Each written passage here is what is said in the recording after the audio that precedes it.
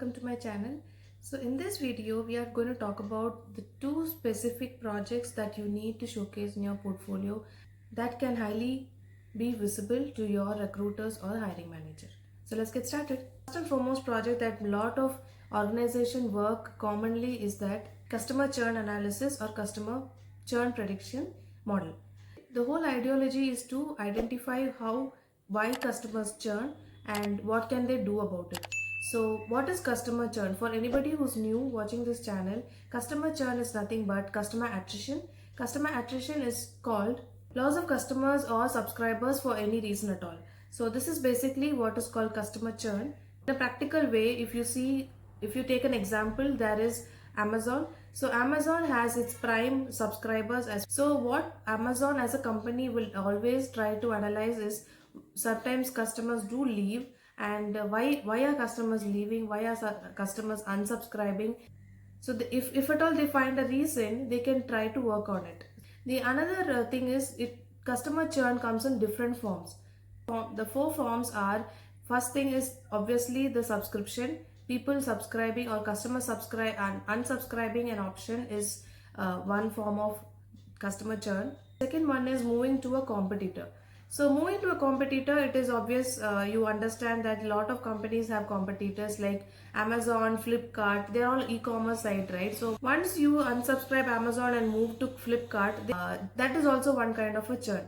The third one is not renewing at all. The customers who do not renew after a certain period. For example, a customer who has been a subscriber for a year and subsequently they get a reminder or notification in order to renew their term.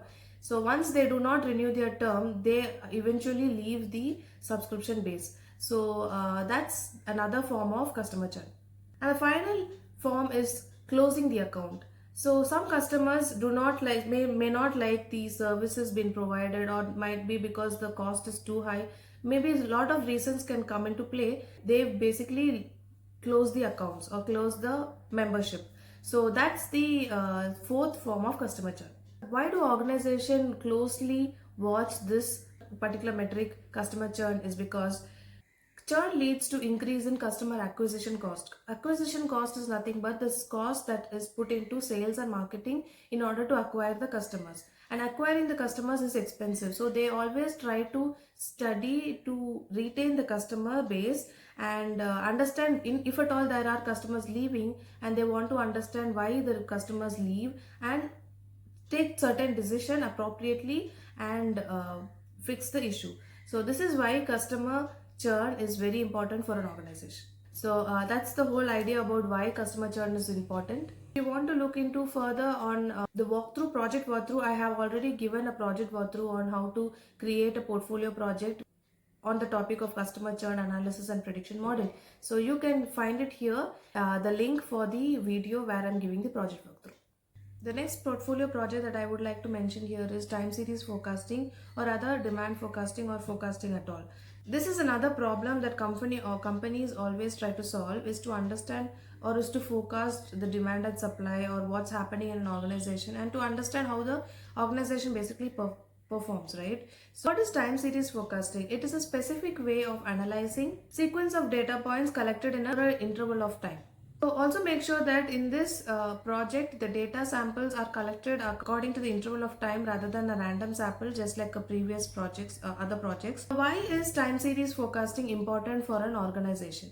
First and most point is companies need to understand the causes of trends and systematic patterns that occurs over the time. The second reason is seasonality. So if you see the forecasting data, there will most likely be seasonality, and organizations or companies would want to understand what is the cause of the seasonality and what is the trend, and accordingly they can make some adjustments or make some fix. The third point why organizations are more interested in time series forecasting is because it helps them to understand the likelihood of future events based on the historical data.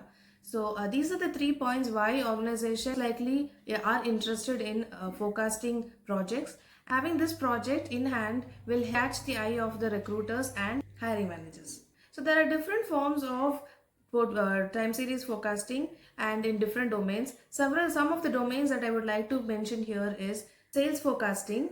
Sales forecasting is basically they wanted to understand how forecast what would be the next sales would be like. And in case if there is any trends or patterns, the organization can take relevant steps to maximize their sales. Second example is stock market analysis. Now, some lot of you people already know what a stock market is, and having to understand how what the forecast is will essentially help all of the organizations and the individuals to make profit, right? So that's the second example. The third example is demand and forecasting, which is the inventory supply. In any e-commerce domain, it is very important for the organization or the retail companies to have the stocks and demand in proportion. If there is less stock and if the demand is huge, that's going to like make problems. So that's the third example. That the fourth example is temperature or the weather forecasting. So temperature and weather forecasting, and as a common person, everybody most likely use this forecast in their daily life.